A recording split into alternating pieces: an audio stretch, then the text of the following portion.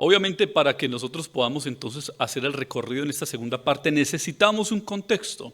Hay personas que no estuvieron en la primera parte de la carta de Judas o no la vieron por el canal de YouTube, quienes estuvieron ausentes, y necesitamos hacer un recorrido. Intentaremos ser breves, aunque tengo que decir que lo ideal de nuestras predicaciones es que no se extiendan tanto. Yo sé que en esta de pronto no voy a ser tan fiel a esa idea y de pronto nos vamos a extender un poco. Espero que sean pacientes y espero que podamos decir lo que necesitamos decir. Entonces necesitamos establecer un contexto. Lo primero entonces, reiterar, la carta de Judas, que tiene solamente 25 versículos, la distribuimos en 3 partes. En la primera parte de los versículos 1 al 7 y esta segunda parte que será de los versículos 8 al versículo 16 y la tercera parte que ya luego la estaremos exponiendo con el favor de Dios será desde el versículo 17 al versículo 25. Insisto, vamos a hacer un pequeño recorrido, trataremos de ser muy breves para que podamos entender esto que queremos expresar hoy. Recordar que en los versículos 1 y 2 de Judas, igual ustedes que tienen sus Biblias allí, pueden explorar, se pueden dar cuenta, no vamos a leer los textos, solamente para que podamos tener una idea. Judas, el hermano medio de Jesús, recuerde que este Judas no era un apóstol, y que por si acaso, tampoco era Judas Iscariote, por si acaso, ¿cierto? Este Judas, hermano de Jesús, ¿quién se convirtió al Señor tan solo después de la resurrección? Tan solo después de la resurrección.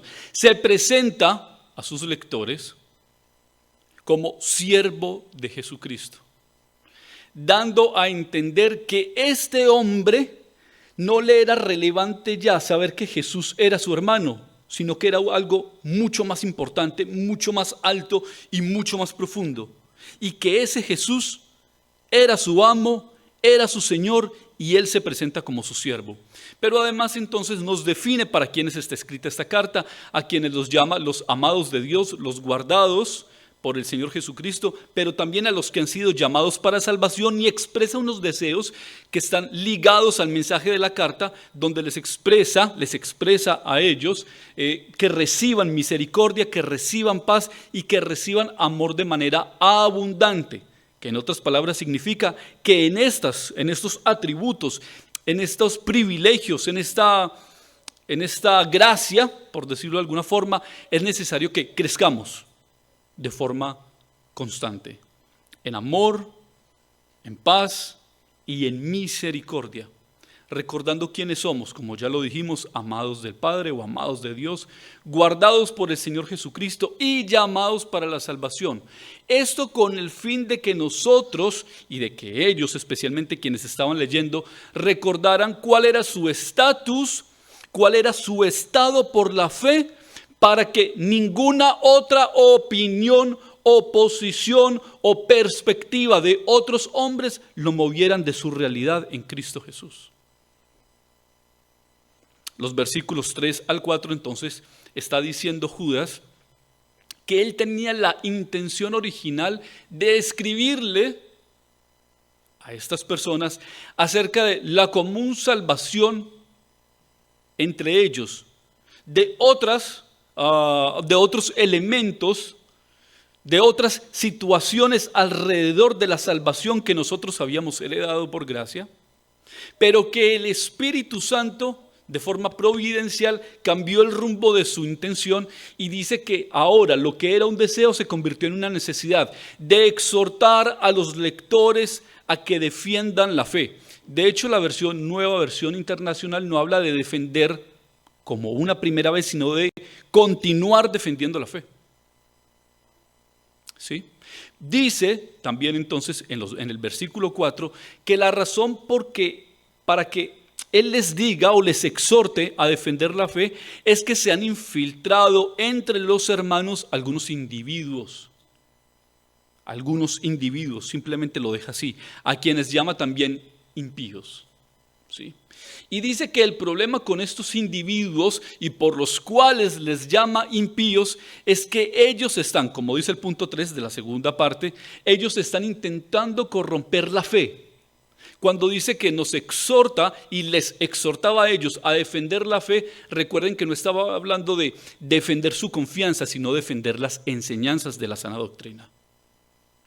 Eso es lo que significa. Eso es lo que significa. ¿Sí? Y dice que la doctrina que ellos estaban intentando corromper es que la gracia de Dios la estaban convirtiendo en libertinaje. Pero segundo, dice también que ellos estaban negando a Jesucristo como su Señor y como soberano. ¿Sí? Luego vienen los versículos 5 y 7, donde Judas está haciendo un recuento del Antiguo Testamento o Antiguo Pacto de tres momentos muy importantes, que no son hechos aislados, no simplemente se está citando historia, sino que lo que sucedió en estos tres acontecimientos que vamos a comentar tienen relación con el destino que han de sufrir estos falsos maestros. Que esta expresión falsos maestros no lo usa Judas, pero que sí lo usa Pedro en su segunda carta en el capítulo 2. Recuerden que cuando leemos segunda de Pedro capítulo 2, casi que todo el texto está en un paralelo igual, tiene una lectura igual de lo que presenta Judas. ¿Sí? Y dice entonces en el punto 1 que Judas dice que aunque ellos ya conocen esta historia, les recuerda que Dios liberó al pueblo de Israel, ¿sí?, de la tiranía y de los sometimientos a los cuales estaban sujetos en Egipto. Pero que de entre ellos castigó a quienes no creían. No estaba diciendo que de su pueblo exterminó a algunos que no creyeron. Estaba diciendo que de entre su pueblo se mezclaron unos que no eran pueblo, que es diferente. Pero también dice de que hubo un castigo que ahora se está ejecutando en el presente, que están puestos en prisiones de oscuridad unos ángeles que abandonaron su lugar o su morada. Tal vez alguna versión dice que abandonaron su dignidad. ¿De qué momento y de qué ángeles se está hablando? La tendencia para los eruditos es que se está hablando de los ángeles que aparecen en Génesis capítulo 6, de los que se conocen allí en ese texto como hijos de Dios, que dejando su dignidad se mezclaron con mujeres, que en apariencia eran mujeres muy hermosas, hijos de hombres, ¿sí?, para tener relaciones sexuales con ellas.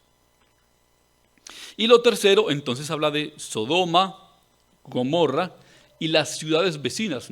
No tenemos claro cuáles son esas ciudades vecinas, pero lo importante aquí es que dice que, para ejemplo, estas ciudades fueron sometidas al fuego eterno por causa de sus inmoralidades y de practicar vicios contra naturaleza.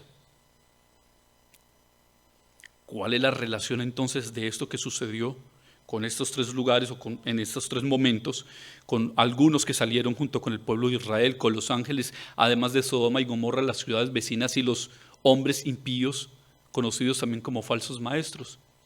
Que estas prácticas de estas tres experiencias que estamos citando son más o menos el reflejo y la expresión del corazón y la esencia de estos individuos. Incredulidad e inmoralidad. Incredulidad e inmoralidad. En ese orden de ideas, entonces vamos a explorar los textos, o este texto del versículo 7 del versículo 8, al versículo 16, y entonces tomamos la tarea de dividirlo por versículos o por grupos de 3 versículos. Igual, lo primero que vamos a hacer es leerlo todo y luego regresamos para que vayamos explorando versículo a versículo. Esa es la idea, ¿cierto? E intentar, en un término matemático, concatenar versículo con versículo y con toda la idea general de lo que Judas le expresó a sus lectores en ese entonces, que es perfectamente aplicable para nosotros. Dice la palabra de Dios: de la misma manera, estos individuos, llevados por sus delirios, contaminan su cuerpo, desprecian la autoridad y maldicen a los seres celestiales. Ni siquiera el arcángel Miguel, cuando argumentaba con el diablo disputándole el cuerpo de Moisés, se atrevió a pronunciar contra él un juicio de maldición, sino que dijo: que el Señor te reprenda. Estos, en cambio, maldicen todo lo que no entienden. Y como animales irracionales, lo que entienden por instinto es precisamente lo que los corrompe. Ay de los que siguieron el camino de Caín. Por ganar dinero se entregaron al error de Balaam y perecieron en la rebelión de Coré. Estos individuos son un peligro oculto. Sin ningún respeto convierten en parrandas las fiestas de amor fraternal que celebráis. Buscan solo su propio provecho. Son nubes sin agua, llevadas por el viento. Son árboles que no dan fruto cuando deberían darlo. Están doblemente muertos, arrancados de raíz. Son violentas olas del mar que arrojan la espuma de sus actos vergonzosos. Son estrellas fugaces para quienes está reservada eternamente la más densa oscuridad. También Enoc, el séptimo patriarca, a partir de Adán, profetizó acerca de ellos. Mirad, el Señor viene con millares y millares de sus ángeles, para someter a juicio a todos y para reprender a todos los pecadores impíos por todas las malas obras que han cometido y por todas las injurias que han proferido contra él. Estos individuos son refunfuñadores y criticones, se dejan llevar por sus propias pasiones, hablan con arrogancia y adulan a los demás. ¿Para qué? Para sacar ventaja. Entonces, en la primera parte de la carta de Judas, el autor tiene la intención de mostrarnos primero que hay una situación irregular que está sucediendo de entre los hermanos, y es que se están infiltrando ciertos individuos impíos, ¿sí?, que están intentando corromper la sana doctrina, como ya lo comentamos, y ese es el enfoque. Primero, expresar la irregularidad, y segundo, demostrar cuáles son las dos doctrinas que están siendo atacadas. Convertir la gracia en libertinaje y negar al Señor Jesucristo, quien es nuestro único Señor, pero además nuestro Salvador y soberano supremo sobre todas las cosas. Pero entonces, ya en esta segunda parte, Judas, que es como tenemos titulado, quiere demostrar cuál es el carácter de estos hombres, cuál es el carácter de estos falsos maestros para que los podamos identificar. En la primera parte, entonces, buscaba Judas que los identificáramos por sus enseñanzas, pero en esta segunda parte que los lográramos y ellos, quienes recibían la carta, identificaran a estos hombres por su carácter, es decir, por sus comportamientos. Porque además tendríamos que entrar, creo que es en el versículo 12, cuando dice, porque ellos son un peligro oculto. ¿Qué significa eso? Que no es fácil de entrada distinguirlos. De hecho, el Señor Jesucristo en Mateo capítulo 7 advierte que de entre nosotros habrían falsos profetas. Dice Mateo 7:15, solamente lo leo rápido, dice: cuidaos de los falsos profetas. Vienen a vosotros disfrazados de ovejas, pero por dentro son lobos feroces. Pablo en el libro de Hechos los llama lobos rapaces, pero tienen apariencia de piedad. ¿Cómo los podríamos distinguir? Utilizando simplemente términos generales, Judas, que no se reservó ningún tipo de término para referirse a ellos, utiliza más o menos unos 9 o 10 términos solamente en estos 9 versículos para que los pudiéramos reconocer. Los llama individuos llevados por sus delirios. Los llama animales irracionales, un peligro oculto, nubes sin agua, árboles que no dan fruto, doblemente muertos arrancados de raíz, violentas olas del mar, estrellas fugaces, pecadores impíos, refunfuñadores y criticones. No se salvaron. No hubo absolutamente nada destacable. ¿Ah? Se lo voy a repetir. Individuos llevados por sus delirios. Esta segunda es bastante salvaje. Animales irracionales.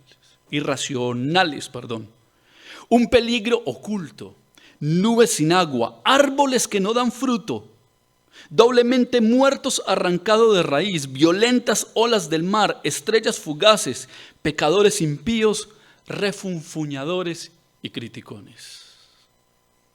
No tiene que responderme esta pregunta, pero creo que hemos conocido a algunos así. Porque además, creo que lamentablemente algunos hemos sido así. Cuando meditaba en la carta de Judas, yo le decía al Señor que no solamente nos ayudara a mostrarlos, sino a vernos. No solamente a verlos, sino a vernos.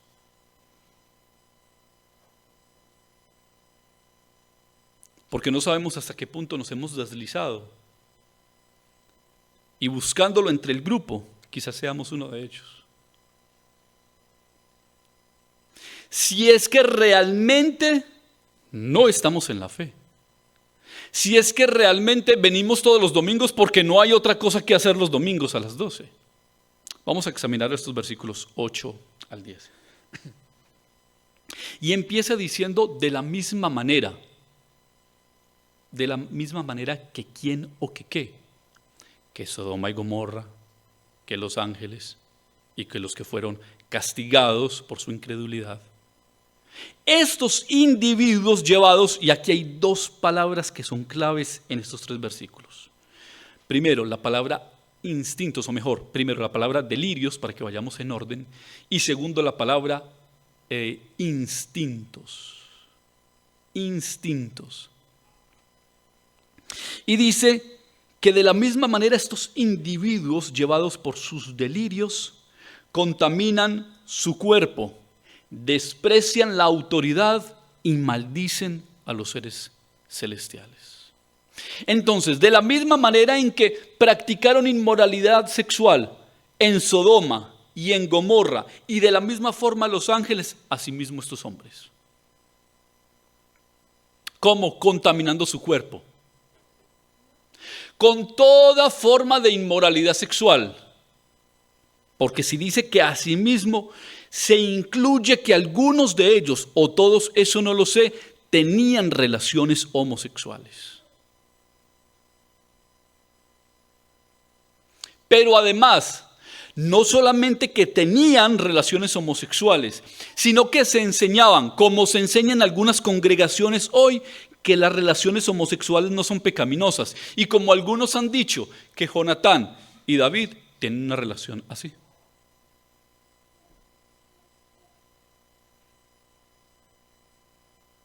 Por cuanto uno de ellos decía que el amor del otro le era mejor que el amor de las mujeres. ¿Sí? ¿Saben por qué estudiamos versículo a versículo?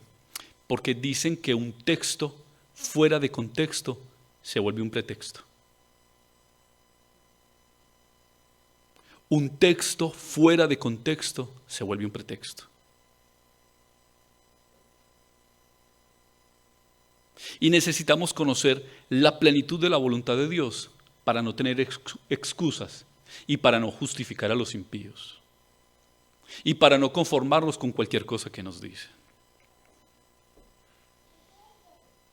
Y estos entonces no solamente que practican por sus delirios. ¿A qué se refiere sus delirios? Es decir, que la fuente de la doctrina no nace de la palabra, sino de experiencias, de sugestiones. Esa palabra sueños está relacionado con el término, o esa palabra delirios, está ligado con la palabra sueños. Mensajes divinos a través de visiones. Otra versión los conoce como locas ideas. Pero la fuente de sus enseñanzas no está en las Escrituras.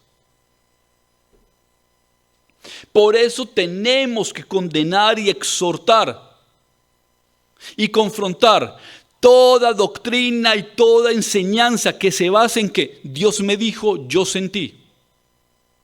Cuando la palabra, y en esto hemos sido reiterativos, cuando la palabra profética más segura es ¿qué? La palabra de Dios. Y no hay excusa para que ningún creyente acceda a la palabra de Dios, la lea y la estudie.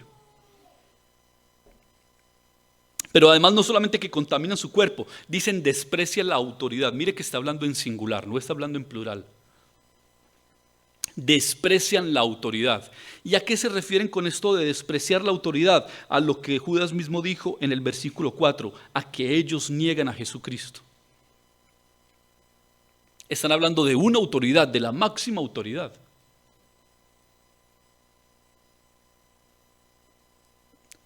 Implícitamente también tienen una tendencia a rechazar las autoridades delegadas de parte de Dios. Porque es imposible, además incoherente, rechazar a Dios e intentar aceptar a los hombres que Dios ha puesto. Al rechazar a la máxima autoridad, por ende, va a resultar lo otro. Sí o sí. Pero además termina diciendo que maldicen a los seres celestiales. Que puede presentarse como si rechazaran o blasfemaran o maldijeran a los ángeles, pero no necesariamente está hablando solamente de los ángeles. En otra versión habla de las potestades superiores. Pero esa palabra o esa frase, potestades superiores y seres celestiales, viene de un término que significa doxa, que significa algo así como glorias. Glorias. Resplandor, luz. Entonces, no solamente que maldicen y blasfeman de estos seres angelicales, pero que también con sus palabras blasfeman de la obra de la cruz y de la palabra de Dios. Y encuentran que las escrituras no les son suficientes.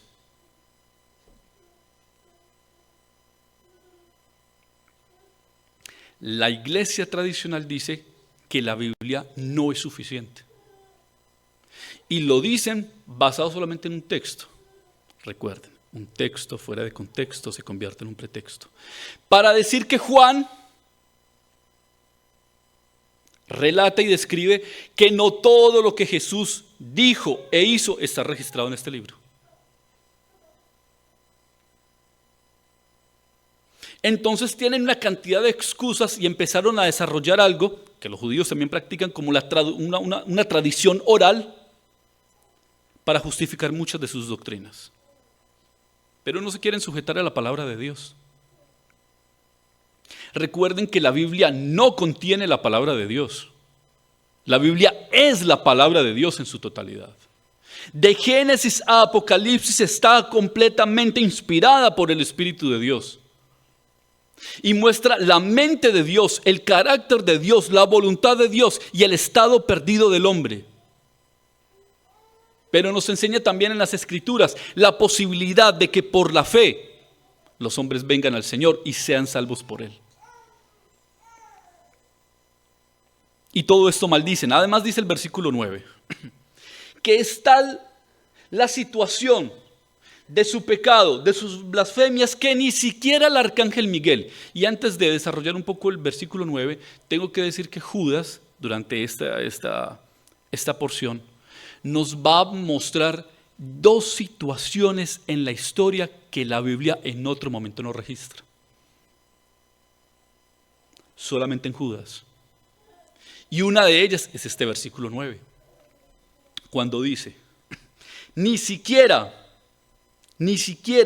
el arcángel Miguel, cuando argumentaba con el diablo disputándole el cuerpo de Moisés, se atrevió a pronunciar contra él un juicio de maldición, sino que dijo, que el Señor te reprenda, que en otros términos significa que el Señor te condene, que el Señor te juzgue. Y ponen en paralelo esta experiencia, real aunque no haya sido visible y no registrada en otro tiempo, para mostrar en detalle la irreverencia de estos hombres. Cuando el arcángel Miguel, con un estatus muchísimo mayor, ni siquiera hizo lo que estos hombres hacían. Es que el arcángel Miguel estaba disputando con el mismo diablo por el cuerpo de un gran hombre y tan solo se limitó para decir que el Señor te reprenda. Que debería ser un texto que algunos grupos ultracarismáticos deberían leer y aprender. Cuando están tomando una autoridad sobre el diablo que nunca se les ha concedido. ¿Sí? Con respecto a nuestra lucha con el enemigo, la palabra de Dios tan solo nos dice: resistid al diablo y él huirá de ustedes. Ya. Ni siquiera el arcángel Miguel. Y este tipo de prácticas en estas congregaciones no es muy diferente de lo que hacen los falsos profetas y los falsos maestros registrados en el versículo 8. Pero mire luego lo que dice el versículo 10. Estos, en cambio, en contraposición a lo que hacía el arcángel Miguel, dice: maldicen todo lo que no entienden. Y como animales irracionales, lo que entienden por instinto es precisamente lo que los corrompe. Cuando nosotros examinamos este texto en la segunda carta de Pedro, a ellos los llama atrevidos y los llama arrogantes, pero Judas implícitamente los llama ignorantes también. Porque están maldiciendo lo que no conocen, pero no lo conocen porque lo rechazan, porque no les interesa conocerlo, porque de alguna forma no les es relevante, por cuanto han rechazado la soberanía de Dios, han rechazado todas las potestades superiores. Y la respuesta a esto es maldecirlo. Pero además dice que lo rechazan porque en esto demuestran que no han nacido de nuevo. Dice 1 Corintios 2:14, el que no tiene el Espíritu no acepta lo que procede del Espíritu de Dios, pues para él es locura. No puede entenderlo porque hay que discernirlo espiritualmente. En la versión Reina Valera dice que para el hombre natural las cosas espirituales le son locura. Cuando habla del hombre natural, está hablando del hombre sin Cristo. Aquí no estamos hablando de hermanos que se han desviado, estamos hablando de gente que tiene la apariencia de creyentes, pero que no lo son. Y que no tienen temor al contaminar su cuerpo, que no tienen temor de despreciar la máxima autoridad, que no tienen temor de blasfemar o de calumniar los seres superiores, angelicales, celestiales, la palabra de Dios, la cruz de Cristo. Que ni siquiera tienen el nivel de reverencia que manejó Miguel y de sujeción a Dios mismo para decir que Dios sea quien reprenda o quien castigue al diablo. Pero se han tomado una autoridad que nunca nadie les ha concedido, mucho menos obviamente Dios, pero que en cambio lo maldicen todo porque son unos ignorantes, unos arrogantes y unos atrevidos, como lo acabamos de decir. Porque su comportamiento no se basa en la fe y en la razón, sino en el instinto, como dice la parte B. Actúan como animales en pos de lo que necesitan, en pos de lo que desean. Es decir, no se mueven por el Espíritu Santo, sino por el instinto natural, por la carne, por sus pasiones, por los deseos engañosos de su corazón. Y dice que en eso que se mueven es en lo que se corrompen. Por eso son lujuriosos, por eso son glotones y por eso son ociosos. Además, por eso son ignorantes. Y esa es la clase de hombres que habían permeado la iglesia.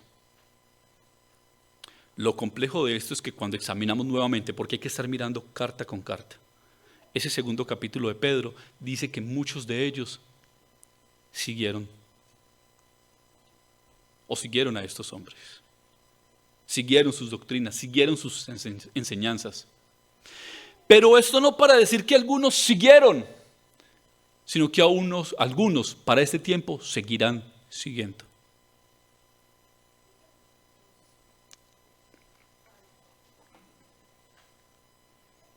Y el versículo 11 empieza con una palabra de pronto tan corta que nunca quizás le prestemos atención. Y es la palabra ay. que hay, para el contexto de las Escrituras, sobre todo para no está expresando un dolor. Está expresando una advertencia de juicio. Dice que es una expresión que revela un juicio por venir para todos aquellos que rechazan el mensaje de Jesús. Es una advertencia ay de los que siguieron el camino de Caín. Por ganar dinero se entregaron al error de Balaam y perecieron en la rebelión de ¿quién? Nosotros que hemos leído las Escrituras nos damos cuenta que ¿qué sucedió con Caín? Caín presentó una ofrenda cualquiera. Dice que Dios no aceptó su ofrenda, pero además dice que en su corazón vino la intención de asesinar a su hermano. Pero luego las Escrituras dicen también, Génesis capítulo 4, dice que Dios le dio la oportunidad de que esa intención que tenía en contra de su hermano, de ella se retractara para que haciendo lo correcto viniera bien sobre él. Y no atendió la voz de Dios, sino a que se asesinó a su hermano.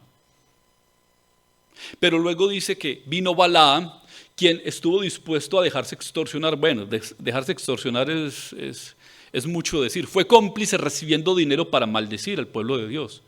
No lo pudo maldecir, aunque en su corazón sí tenía la intención, pero fue tropiezo para el pueblo santo de Dios en ese momento, enseñándole a Balac que presentara mujeres de su pueblo para que llevaran al pueblo de Dios a fornicar y cometer idolatría. Pero además Coré, ¿cuál fue la rebelión de Coré? Levantarse con 250 hombres para tratar de usurpar, no solamente de quitar del puesto, de su lugar que Dios le había concedido a Moisés y a Aarón, no solamente de quitar, sino de usurparlo.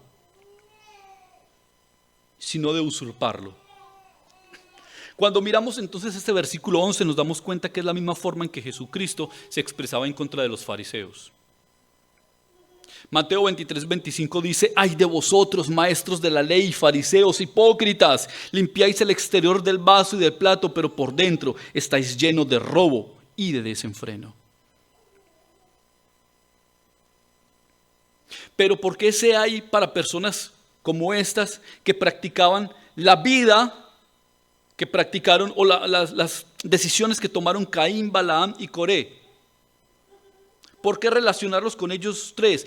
¿Cuál era el común de estas tres personas? Y es que estos tres se levantaron para hacer oposición o tropiezo al pueblo de Dios. Caín asesinando a su hermano Abel, que hizo lo correcto delante de Dios. Balaam siendo tropiezo para que el pueblo de Dios cayera en pecado. Y Coré levantándose en contra de las autoridades que Dios había delegado. El mismo carácter de Caín, de Balaam y de Coré es el mismo carácter que nos viene entonces enseñando Judas versículo tras versículo. Diciendo en el versículo 12 que estos hombres, como lo decíamos ahora, son un peligro ¿qué? Oculto. ¿Por qué son un peligro oculto?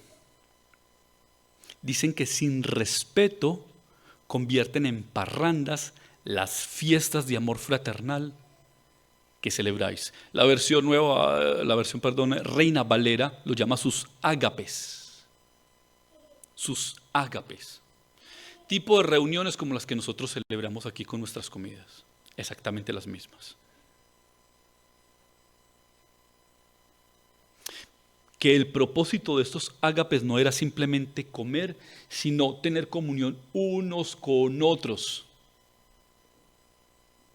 para desarrollar la capacidad y la empatía de ayudarnos los unos a los otros. Ese era el propósito de los ágapes. Pero que pervirtiendo esta idea y pervirtiendo la esencia de esto, dice que ellos lo corrompían y convertían todo esto en parrandas mundanas. Pero además dice que buscan solo su propio provecho y además los compara como nubes sin agua, meditando en qué podría ser nubes sin agua, porque además Judas nos la presenta bastante difícil, utilizando unas figuras que no son tan fáciles de encontrar su significado. Pues el significado hay que buscarlo en las mismas escrituras. Cuando miramos Proverbios 25:14 dice: nubes y viento y nada de lluvia es quien presume de dar y nunca da nada. Recuerden cuál es la esencia de estos ágapes o estas reuniones. No solamente comer, no solamente edificarnos, sino ayudarnos. Y ellos se hacían presentes para demostrar que eran como nubes sin agua, que en otras formas se presenta como personas que dicen que dan, pero nunca dan nada, nunca aportan nada. Y de hecho, dice aquí que buscan solamente su propio ¿qué? Provecho. Hay gente que tiene la capacidad de exprimir a la gente como nunca y como no otros. Pero nunca están dispuestos a aportar nada. No tienen la capacidad de comprometerse, no tienen el deseo de aportar absolutamente nada, ni talentos, ni habilidades, ni tiempo, ni esfuerzo, ni dinero, nada. Todo lo quieren para ellos. ¿Ha conocido personas así? Yo sí, y muchas.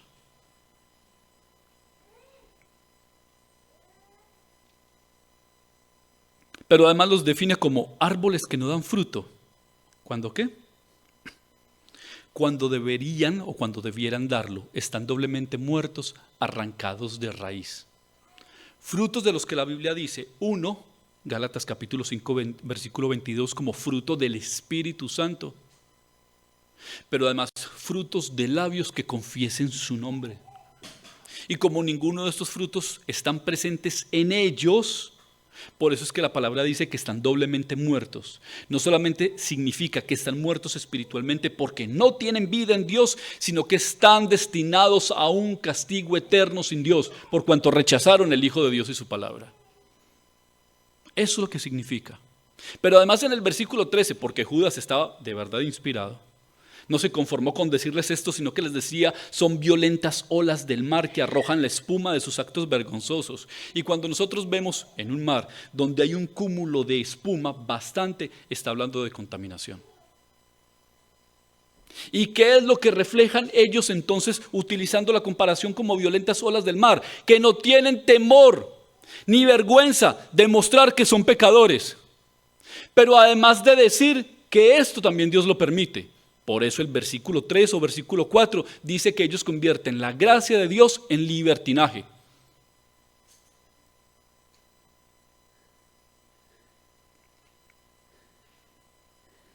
Pero que además no solamente reflejan su comportamiento, sino que en ellos no hay fe alguna. Porque ¿qué dice Santiago capítulo 1 al respecto?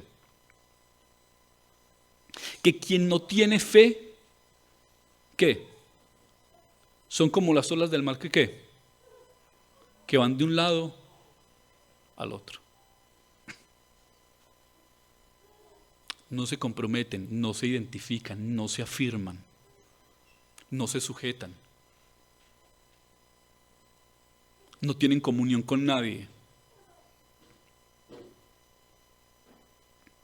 Pero además, por si faltara algo más, los termina llamando, son estrellas fugaces para quien está reservada eternamente, ¿qué?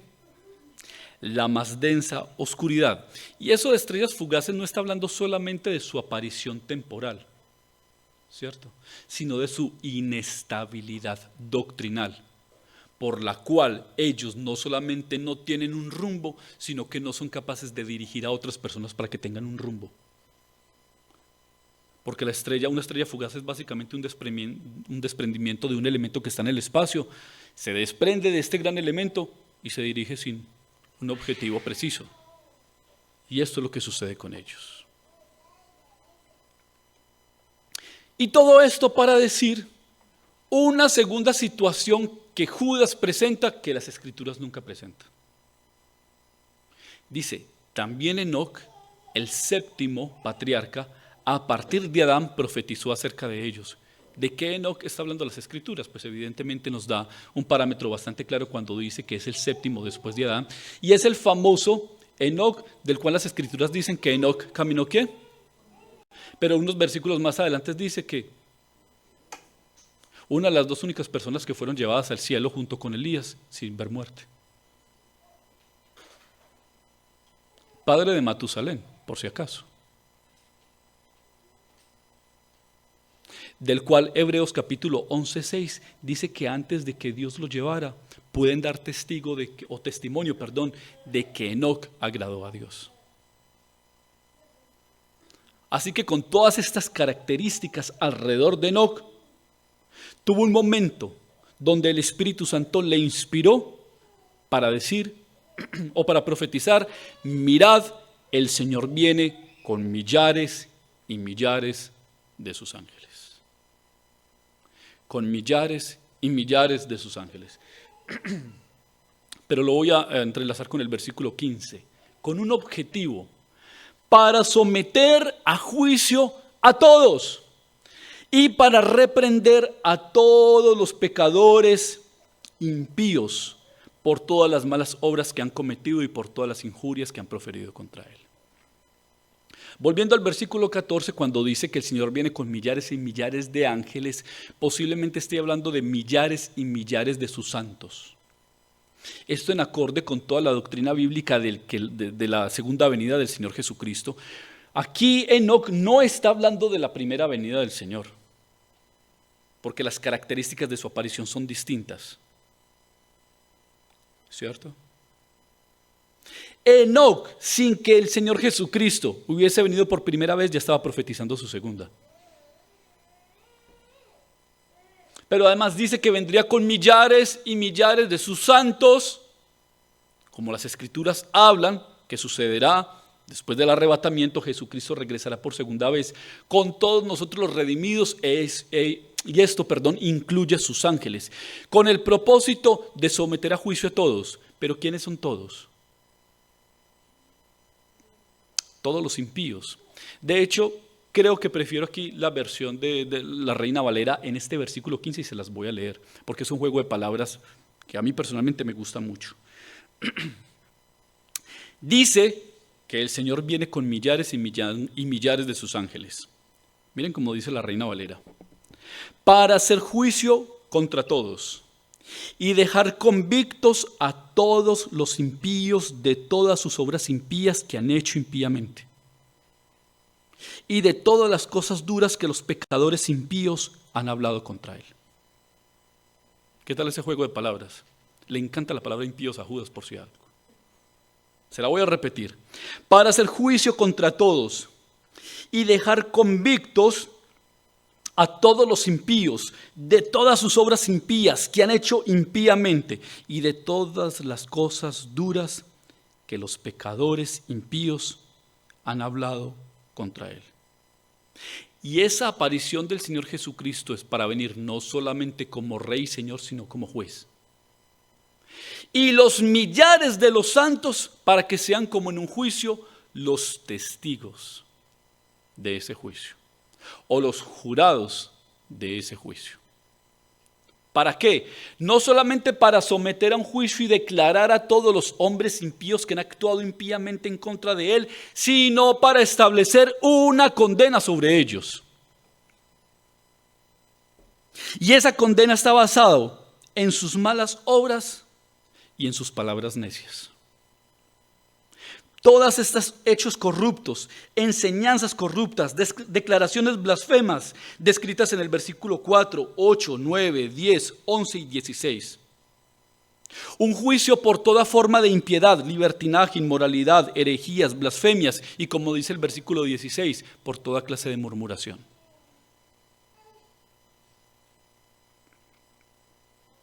Porque así termina el versículo 16 diciendo que estos individuos son refunfuñadores y criticones. ¿Sí?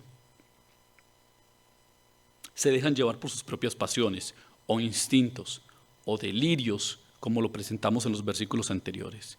Y hablan con arrogancia y adulan a los demás. ¿Para qué? Para sacar ventaja. No está diciendo que sea pecaminoso el que nosotros podamos honrar a la gente por lo que hace. De hecho, el pastor nos enseñaba que no solamente no es malo, sino que es saludable y es bueno, porque nosotros cuando honramos a alguien por lo que hace, estamos dándole gloria al Señor por lo que ha puesto en él. Eso es correcto. A veces nuestro legalismo no nos lo permite, Lo hablamos también con David, que había tenido una cierta experiencia en algún otro momento. Pero hay personas de las que se puede discernir que su forma de elogiar tiene otra intención. ¿Y sabe qué dice 2 de Pedro, capítulo 2, versículo 14, con respecto a toda esta forma de vivir de estos hombres y que permean la iglesia? Dice 2 de Pedro 2, 14, tienen los ojos llenos de adulterio, son insaciables en el pecar, seducen a las personas inconstantes. Interesante esto, seducen a las personas inconstantes, son expertos en la avaricia, y termina Pedro diciendo, hijos de maldición. Y para ellos, como para los ángeles, está reservada una condena eterna. Por eso, también como Sodoma y Gomorra fue castigado, ese castigo fue ejemplo para todo este tipo de personas e individuos que actúan impíamente y que hablan y blasfeman sin temor alguno. Pero que pretendiendo como Caín, asimismo ellos, bajar el estatus de la santidad de Dios a vivir de cualquier manera y creer que somos aceptos delante del Señor.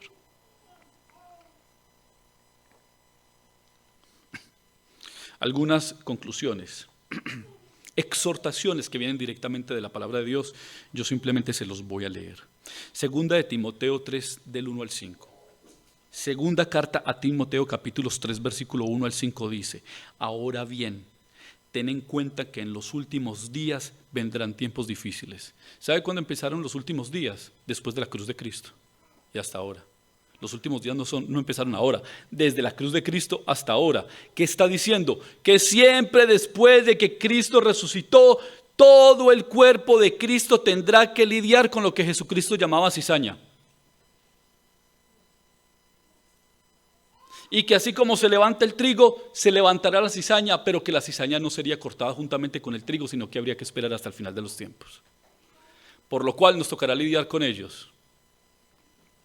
Ahora bien, ten en cuenta que en los últimos días vendrán tiempos difíciles. La gente estará llena de egoísmo y avaricia, serán jactanciosos, arrogantes, blasfemos, desobedientes a los padres, ingratos, impíos, insensibles, implacables, calumniadores, libertinos, despiadados, enemigos de todo lo bueno, traicioneros, impetuosos, vanidosos y más amigos del placer que de Dios. Y termina diciendo, aparentarán ser piadosos, pero su conducta desmentirá el poder de la piedad. Y aquí viene, no es un consejo, es una orden. Dice, apártate de esta gente. Apártate de esta gente. Romanos 16, versículos 17 al 18 dice, os ruego, hermanos, que os cuidéis de los que causan divisiones y dificultades y van en contra de lo que a vosotros se os ha enseñado. Apartaos de ellos. Tales individuos no sirven a Cristo nuestro Señor, sino a sus propios deseos. Con palabras suaves y lisonjeras engañan a los ingenuos. Primera de Juan 2, 19 y 20 dice, aunque salieron de entre nosotros, en realidad no eran de los nuestros. Si lo hubieran sido, se habrían quedado con nosotros. Ahora, me está diciendo que si alguna persona tiene que cambiarse de ciudad y tendrá que cambiar de congregación, por favor, no piense, este no era de nosotros. Este era otro de los tantos falsos maestros. Hay circunstancias y hay un contexto. Pero en este caso dice, si se habrían quedado con nosotros, o si hubieran sido de nosotros, se hubieran quedado con nosotros. Su salida sirvió para comprobar que ninguno de ellos era de los nuestros. Porque además, estos, Juan en el capítulo 1, en la primera carta, los llama a estos falsos maestros, los llama hombres que operan por el espíritu del anticristo. Solo unas breves aplicaciones y terminamos. Primero, recordemos que Dios es santo y su voluntad es nuestra santificación. Y no nos conformemos con menos. ¿Seremos perfectamente santos ahora? No. Luchamos con pecados por cantidades impresionantes. Pero luchamos. Dos, esto que estamos enseñando no es un llamado a la paranoia. No vamos a empezar a ver falsos maestros, a todo el que está al lado tiene apariencia de piedad. No es sospechar de todos, pero sí un llamado al discernimiento. No a la desconfianza crónica, sino a la confianza exclusiva en las Escrituras y la enseñanza correcta de las mismas. 3. Crecer en la oración para que Dios nos dé discernimiento a partir del conocimiento. A veces decimos, sí, no tengo que orar, ahora sí tenemos que orar, Señor, dame discernimiento, dame amor por tu palabra, necesito aprender a conocer la verdad. Otro punto, orar para que no solamente podamos descubrir los corruptos, sino que el Señor nos saque a la luz nuestro propio corazón. Además, dice, clamar al Señor constantemente por lo que dice el Salmo 45:7, que el Señor nos ayude de verdad a amar la justicia y aborrecer la maldad. Necesitamos, escuche esto, crecer en la comunión y en la lealtad unos con otros. Por eso es tan importante estos tiempos que podemos disfrutar antes de la celebración y después de la celebración. No es necesario salir corriendo, aproveche y conozca a su hermano, desarrolle amor por él para que podamos ser fieles unos a los otros. Para que podamos desarrollar un espíritu, una actitud de lealtad. Asumir compromisos de ser parte activa de la iglesia. ¿Ah? Porque hay gente, eso lo aprendí hace mucho tiempo, hay gente que lleva en las iglesias años y años, envejecen pero no maduran. Nunca se comprometieron, nunca tomaron una decisión. Si realmente decimos que amamos, le servimos al Señor.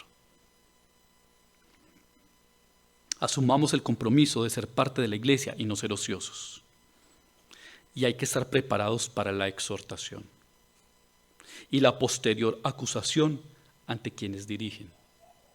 Es decir, que si nosotros vemos una situación anómala, que nosotros estemos formados para confrontar a esa persona y para acusarlos también delante de los líderes, si es que ellos siguen incurriendo en estas formas de vivir y en estas prácticas corruptas de enseñar. Pero que tenemos una esperanza. Nuestra esperanza se llama el Señor Jesucristo, que nos ha entregado su palabra y que nos ha dado su Santo Espíritu para que nosotros podamos entenderlas, para que nosotros podamos ser afirmados por ellas, para que nosotros podamos ser arraigados en Cristo Jesús por su Espíritu que obra en nosotros a través de las Escrituras.